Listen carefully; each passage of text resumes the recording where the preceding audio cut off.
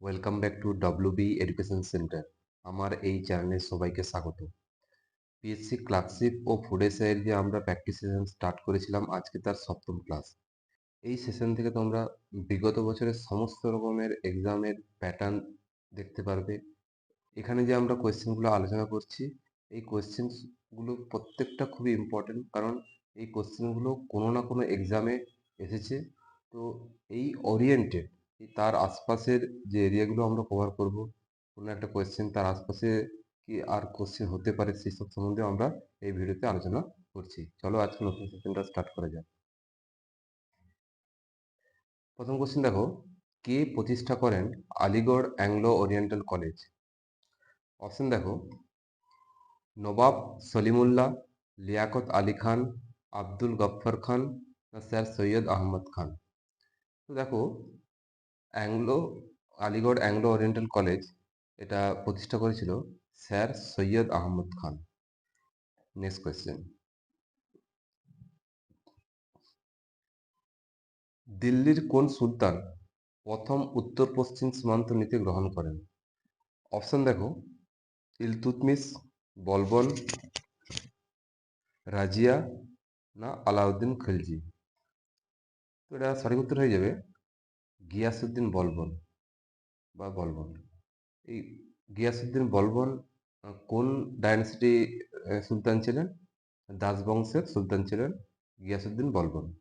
গিয়াসুদ্দিন বলবনের সভাকবির নাম মনে রাখবে আমির খসরু, যাকে ভারতের তোতা পাখিও বলা হয়। তার লেখা একটা বইয়ের নাম তুগলকনামা মনে রাখবে, বা কিতাবুল হিন্দ। ঠিক আছে, নেক্সট কোয়েশ্চেন, শিখদের দশম ও শেষ গুরুর নাম কি?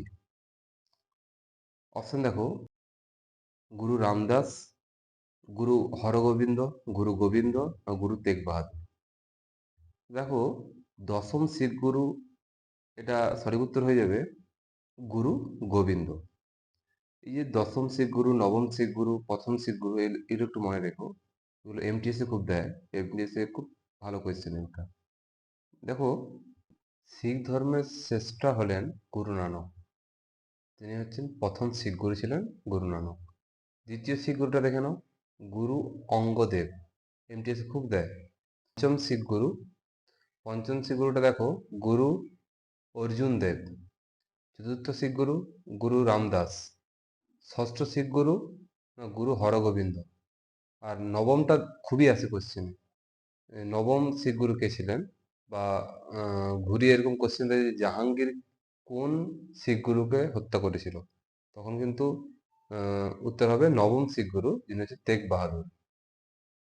তেগ বাহাদুরকে জাহাঙ্গীর হত্যা করেছিল। তো এগুলো, এটা কিন্তু খুব আসে, নবম শিখ গুরুটা খুব আসে। ঠিক আছে, নেক্সট কোয়েশ্চেন দেখো, স্বাধীন ভারতের প্রথম স্বরাষ্ট্রমন্ত্রী কে ছিলেন? অপশন এ সর্দার বল্লভভাই প্যাটেল, মহাত্মা গান্ধী, জওহরলাল নেহেরু, না সুভাষচন্দ্র বোস? দেখো, আমাদের স্বাধীন ভারতের প্রথম যে স্বরাষ্ট্রমন্ত্রী ছিলেন তিনি হলেন, সঠিক উত্তর হয়ে যাবে সর্দার বল্লভভাই প্যাটেল। সর্দার বল্লভভাই প্যাটেল আহ, স্বরাষ্ট্রমন্ত্রী, তার সাথে সাথে কি ছিল না, উপপ্রধানমন্ত্রী ছিল। উপপ্রধানমন্ত্রী কিন্তু উম, সর্দার বল্লভভাই প্যাটেল ছিল। ঠিক আছে, আর প্রথম প্রধানমন্ত্রী তো জানো যে জওহরলাল নেহেরু, আর প্রথম রাষ্ট্রপতি হচ্ছে রাজেন্দ্র প্রসাদ। নেক্সট কোয়েশ্চেন দেখো, ঘুমর লোকনৃত্য হলো কোথাকার? ঘুমর লোকনৃত্য কোথাকার? গুজরাটে, পাঞ্জাবে, রাজস্থানে, না তামিলনাড়ু? তো এটা সঠিক উত্তর হয়ে যাবে ঘুমার হয়ে যাবে রাজস্থানে। রাজস্থানে আর কি আছে? রাজস্থানে আছে কালবেলিয়া, এটা মনে রাখবে। কালবেলিয়াটাও কিন্তু রাজস্থানের। ঠিক আছে, আর গুজরাটের যে লোকনৃত্য সেটা হচ্ছে গার্বি, ডান্ডি, রাস, এগুলো কিন্তু গুজরাটের। এখানে একটা প্রিন্টিং মিস্টেক আছে। ঠিক আছে, নেক্সট কোয়েশ্চেন, টেলি যোগাযোগের জন্য কোন ধরনের তরঙ্গ ব্যবহার করা হয়? মাইক্রো তরঙ্গ, অতিবেগুনি রশ্মি, অবলোহিত রশ্মি, এক্স রশ্মি? দেখো, এটা সঠিক উত্তর হয়ে যাবে মাইক্রো তরঙ্গ বা মাইক্রোওয়েভ। এটা সঠিক উত্তর হয়ে যাবে মাইক্রো তরঙ্গ বা মাইক্রোওয়েভ। ঠিক আছে? অতিবেগুনি রশ্মি, অবলোহিত রশ্মি, এক্স রশ্মি, এরা কিন্তু সবাই তড়িৎ চুম্বকীয় তরঙ্গ। তড়িৎ চুম্বকীয় তরঙ্গ অনেক সময় দিয়ে দেয়। তড়িৎ চুম্বকীয় তরঙ্গ মনে রাখবে, এখানে সবগুলো চারটে কিন্তু তড়িৎ চুম্বকীয় তরঙ্গ। আর আলফা বিটা গামার মধ্যে গামাটা হচ্ছে তড়িৎ চুম্বকীয় তরঙ্গ, এটা মনে রাখবে। এখানে দেখো সর্বাধিক তরঙ্গ দৈর্ঘ্যযুক্ত তড়িৎ চুম্বকীয় তরঙ্গ হলো বেতার তরঙ্গ। আর শব্দ তরঙ্গ হলো একটি অনুদৈর্ঘ্য তরঙ্গ। শব্দ তরঙ্গ সেটা হচ্ছে অনুদৈর্ঘ্য তরঙ্গ। শব্দের অধ্যয়নে কি বলে? অ্যাকসিস্টক্স বলে শব্দের অধ্যয়নকে। Next question. উচ্চতাজনিত ভয়কে বলা হয় অ্যাক্রোফোবিয়া, অ্যাংলোফোবিয়া, আর্গোফোবিয়া, অ্যাগোরাফোবিয়া। এটা সঠিক উত্তর হয়ে যাবে অ্যাক্রোফোবিয়া। বলা হয় উচ্চতাজনিত ভয়কে অ্যাক্রোফোবিয়া বলা হয়। ঠিক আছে, নেক্সট কোয়েশ্চেন।